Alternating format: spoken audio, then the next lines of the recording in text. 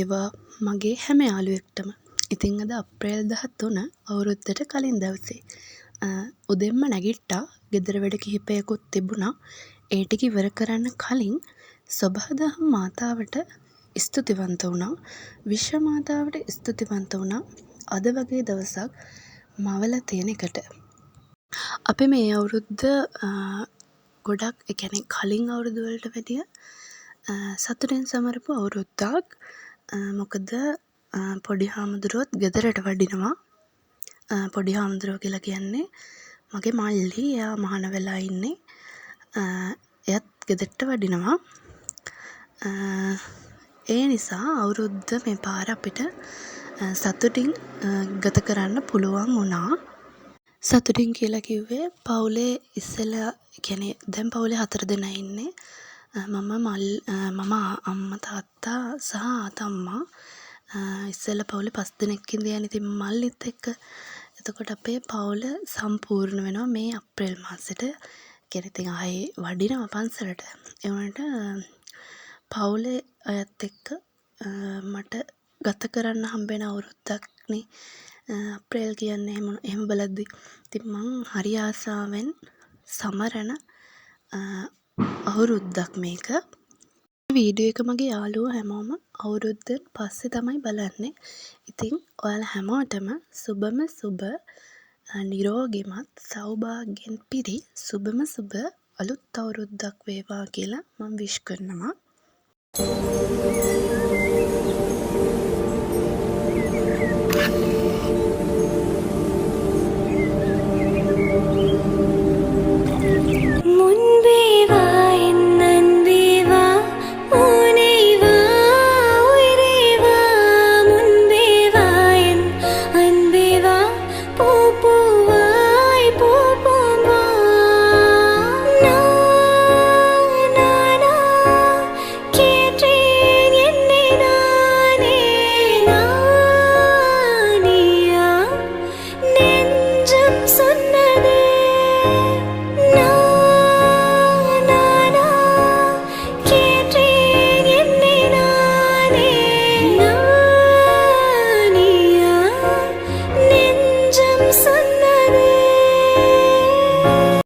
අපිට අපේ ජීවිතේ එක එක විදිහේ අභියෝග වලට මුහුණ දෙන්න වෙනවනේ.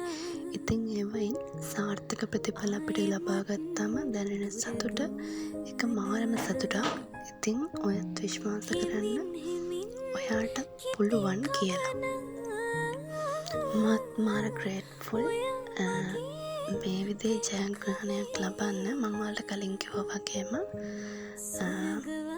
තමන් ගන්න ජයග්‍රහණය තමන්ට ලොකු මොටිවේෂන් එකක්, ලොකු දිරිගැන්වීමක්. ඉතින් මේ දවස තමයි ගෙවිලා මේ විදිහට ඉවර වුණේ. අපි යමු අවුරුදු දවස සමරන්න.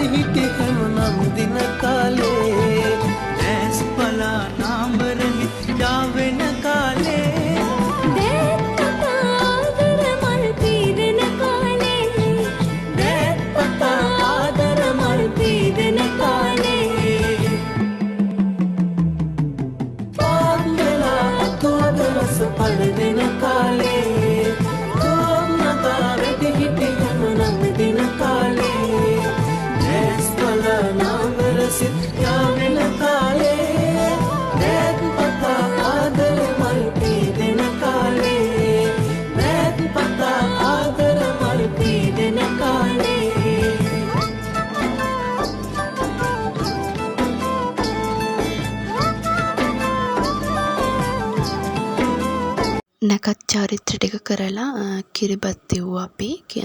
කිරි උත්තරවල තමයි කිරිබත් උයන නැකත තිබුණේ. ඉතින් ඔයාලත් ඒ විදිහට නැකතට වැඩ ටික කරන්න ඇති කියලා මං හිතනවා.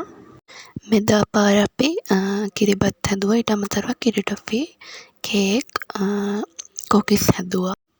තාත්තා කෙසෙල් ඉදවලා තිබුණා. ඉතින් කෙසෙල් ඇවරියකුත් ගත්තා එකෙන්. එන නෑදෑයන්ට දෙන්න අපි බීම ගෙනාවා. බීම සහ මොනවාද තව ෆ්‍රෙෂ් මිල්ක් ගෙනාව එකෙන් බීම හැදුවා. ඒව තමයි අපි සංග්‍රහ කරන්න පාවිච්චි කරේ.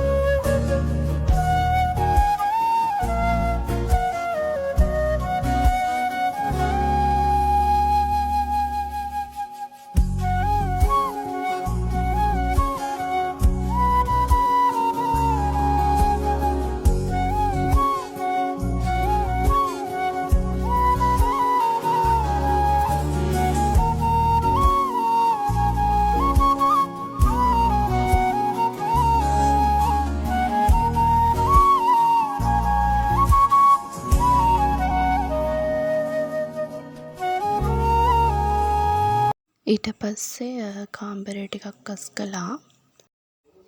පුණ්‍ය කාලේ තිබුණ එළිවෙනත්තේනේ. ඉතින් අපි පන්සල් ගියේ නෑ අර උදේ පාන්දරින්ම. පහුවෙනිදා ගියේ. ගමේ පන්සලට යන්න අවශ්‍ය කරන කැවිලි පෙවිලි වෙනම පැකට් කරගත්තා. ඒ කියන්නේ වෙන් කරගත්තා. ඊට අමතරව වෙනම වෙන් කරගත්ත අපි පොඩි හාමුදුරුවෝ බලන්න යන්නත්. ඒකත් එක්කම කාමරෙත් අස් කරගත්තා. කාමරෙත් අස් කරගෙන මල් පහන් පූජා කළා. ඊට පස්සේ පොඩක් අහස දිහා බලාගෙන ඉන්න මං එළියට ආවා. අද අවුරුදු දවස නිසාම වෙන්නේ නැති එළිය මාරම ලස්සනයි.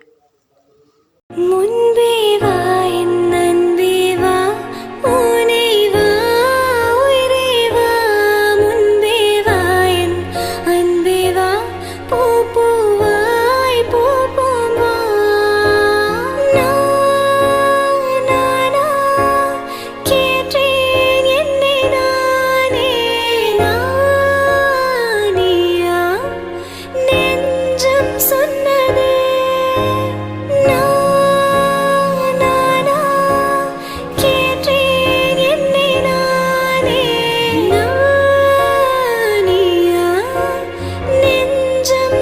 මගේ ජීවිතේ මං වැඩිපුරම ග්‍රේට්ෆුල් වෙන දේ තමයි මගේ පවුලේ ඇත් එක්ක එකතු වෙලා සතුටින් ඉන්න එක. මේ කැරම් ගහන මොහොතක්. හැබැයි එතන මාරම සතුටින් අපි ඉඳියා. මෙතන තව එක්කෙනෙක් අඩුයි. අපේ ආතම්මා. ආතම්මා ඉතින් කැරම් ගහන්නේ නැහැනේ. ඉතින් එයා මෙතන නැහැ. මම මේ දවසට මාර ග්‍රේට්ෆුල් ආයවත්. මේ දවස් මගේ ජීවිතේට එන්න ඕනේ කියලා මම හදවතින්ම විශ් කරනවා. ඇත්තටම මම මාරම සතුටින් ඉඳපු මාසයක් තමයි මේ ගෙවිලා යන්නේ.